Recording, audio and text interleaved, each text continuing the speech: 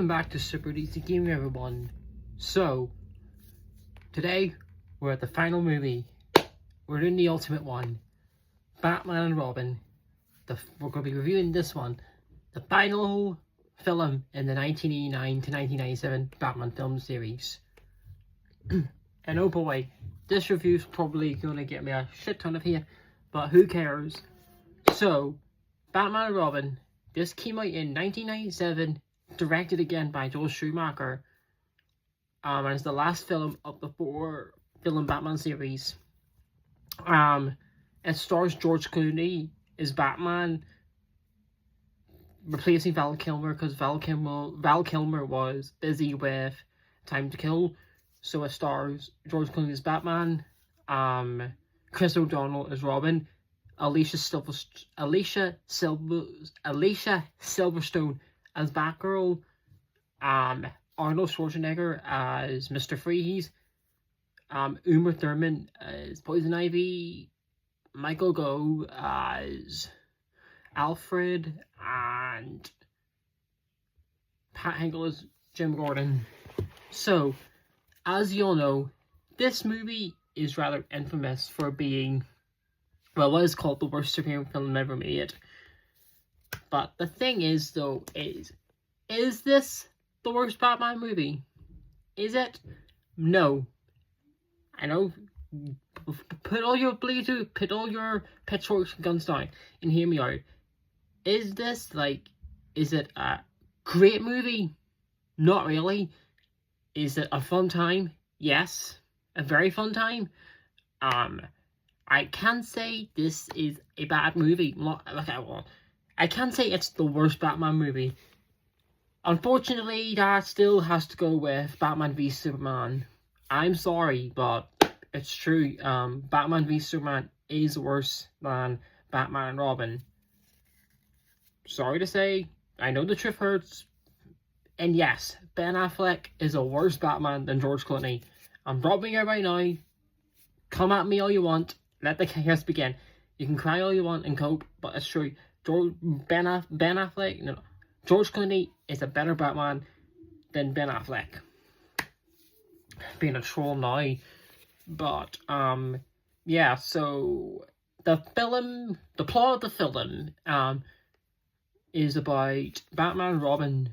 While they have, disagreements and try to fix their partnership together, they are joined by Barbara Wilson, as she goes by in this film, and is Alfred's niece, which is a deviation from the comics, while they team up to stop Mr. Freeze, who is trying to find a cure for his wife, who is dying, and wants to take over the world, along with Poison Ivy, also wants to take over the world. So, because of the success of Batman Forever, they wanted to... The first film was more toyetic in its tone, you know, like the Batmobile, the vehicles and stuff. It had a more toyetic tone. This one hammers up the toyetic nature. I mean, like, the Batmobile looks straight like a toy, you know, like something you see in a shop. Not that that's a bad thing. I mean, I actually really like all the, you know, toyetic looking vehicles in this film, because I think it looks pretty cool.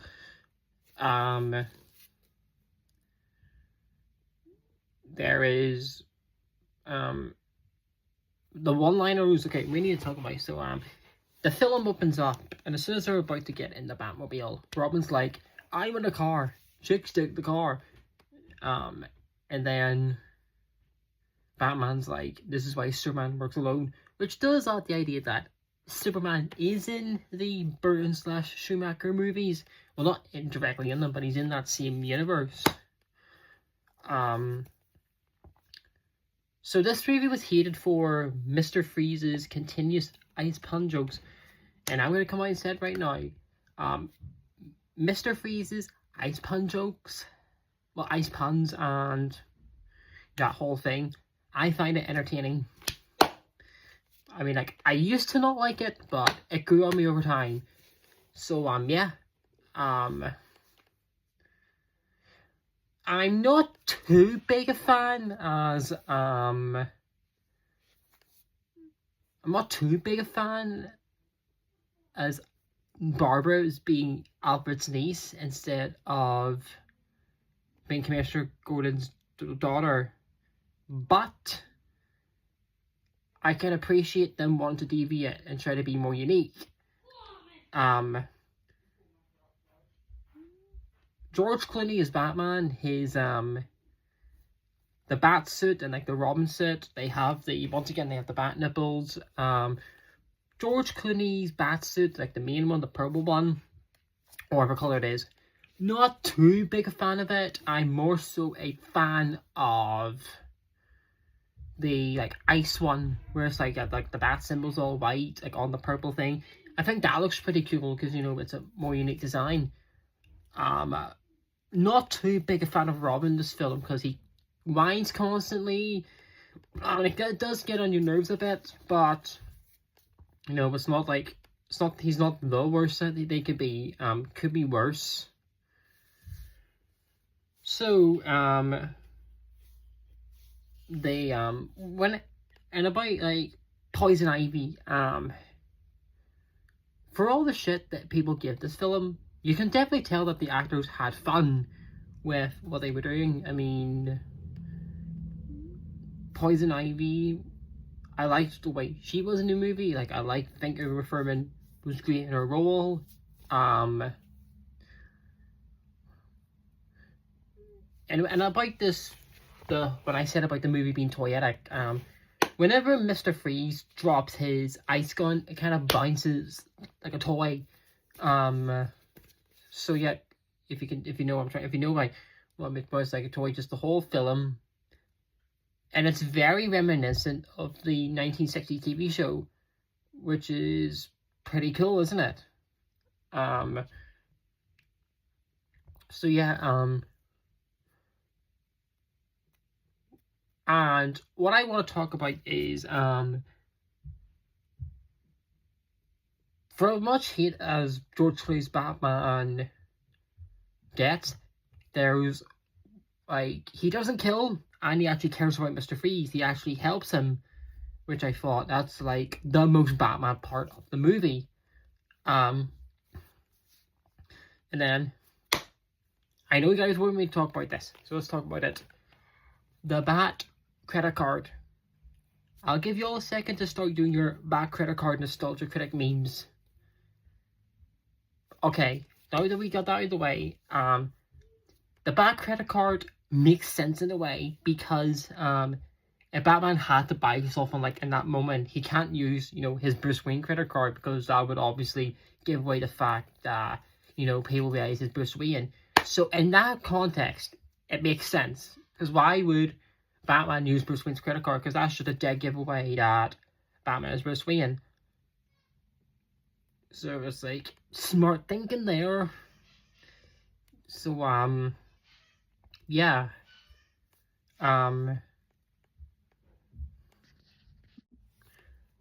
So I want to touch on this more. People, the part where Batman tells Mr. Freeze the truth and gives him hell, that's like the most core. That's like Batman at his core, because, you know, it's kind of like the Heart of Ice episode from Batman the Animated Series. Pretty much. And I feel like that was neat because that was like a very Batman moment. It actually understood the character quite well. And I want to talk about that again. So, hate me if you want, but I love the way the vehicle looks. The Batmobile looks cool because, you know, I like the shining lights, like at the center, like the middle, like the center of it, like the shining lights. I like the bat fins in the back. I liked the vehicles Robin uses. I just think they look fun, you know, like Joel Schumacher just wanted to entertain people, which you have to give him credit because he actually apologized to everyone that this movie upset, with that, you know, to everyone that the movie made upset. He apologized to him, which shows he has gratitude. Unlike Zack Snyder, who, whenever people get upset about his movies, he's like, people need to wake the F up. Which is what Zack Snyder said. He actually said that. about like criticism for his Batman killing, that people need to wake the F up and that they're living a dream or something. But unlike Zack Snyder, who hates what he makes or hates comic books, Joel Schumacher at least was passionate about what he makes. You know, Joel Schumacher doesn't make pretentious, you know, just this pretentious bullshit. That's like Batman and Robin is not the pretentious bullshit that was Batman v Superman, or, you know, any of the Zack Snyder DC stuff. You know, like the Zack Snyder DC stuff is garbage. They're the worst DC movies, not Batman and Robin. So, Uma Thurman as Poison Ivy, very hot character. I really like the way, it was pretty cool. I did like how they had her do the like unplug Mr. Freeze's, you know, wife's life support, kind of give her that twist villain kind of energy. And whenever Mr. Freeze like visits her in Arkham, like shares her cell with him, you know, the way he just goes up to her, you can tell that she's gonna get her much deserved comeuppance, which, you know, she would deserve. This film like does embrace the comic book silliness a lot, but that's not a bad thing, because I would like rather have this than BVS, like I said. Because Batman and Robin is it's the definition of a so bad it's good movie. Like, yeah, it's like, it has problems, it's bad, but I enjoy it a lot. It's not the worst DC movie, well, apart from BVS, but like Green Lantern, Catwoman, Superman 4, Man of Steel, all those other movies, they're infinitely worse than Batman and Robin. Or Joker 2 and The Flash. Those two are also worse than Batman and Robin as well. So, yeah, so for George Clooney, he's a good, like, I'm not really keen on his Bruce Wayne, although we don't really see his Bruce Wayne much in the movie, but his Bruce Wayne was just okay. Like, Keaton's was fantastic, Kilmer's was good, but Clooney was just okay. His Batman was fun, you know, very fun. And like, there's the scene, this cracks me up, so I just want to talk about that. So Mr. Freeze's lair is in like this ice cream pub, and it's so obvious that that's his lair that when you're sitting there thinking, how come people don't realize that this is where Mr. Freeze lives? You just cracks you up, because, you know, it's like, that's like, as nostalgia critic said, that's like Walt Disney trying to hide out in Disney World.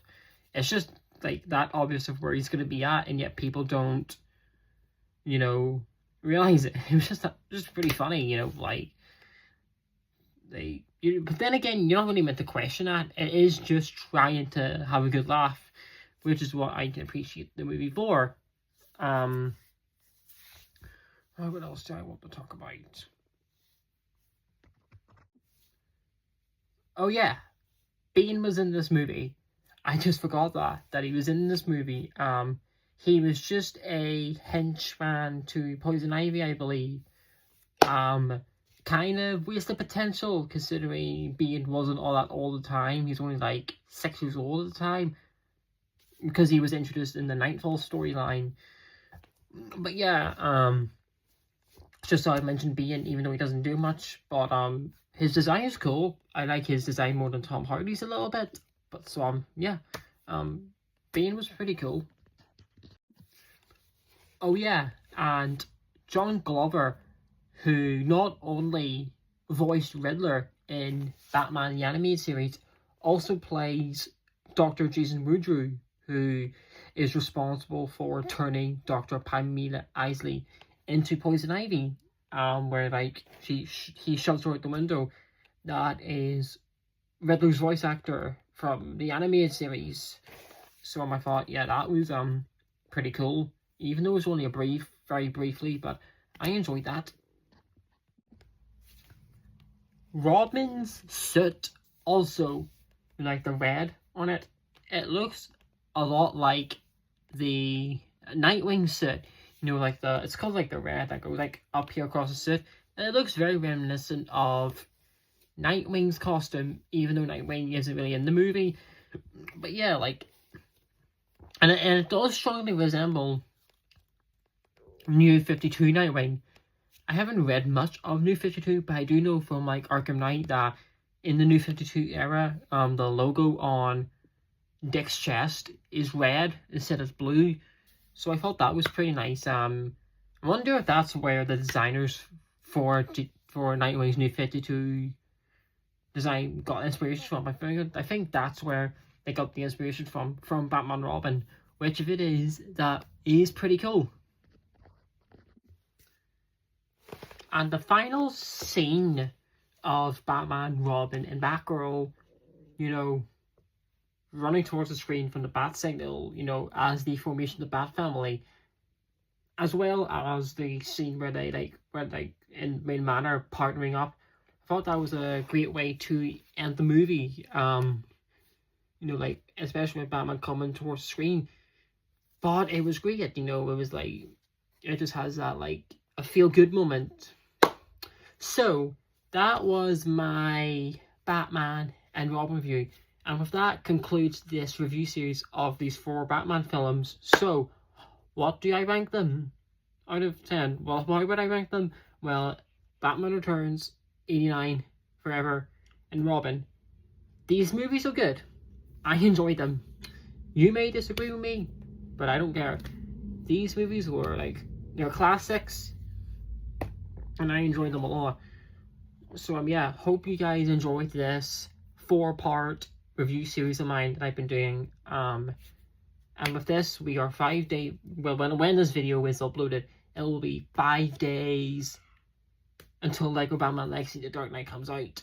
So yeah, hope you guys enjoyed the series, and see you at the premiere of Lego Batman Legacy. See you at the premiere of Lego Batman Legacy of the Dark Knight. See ya.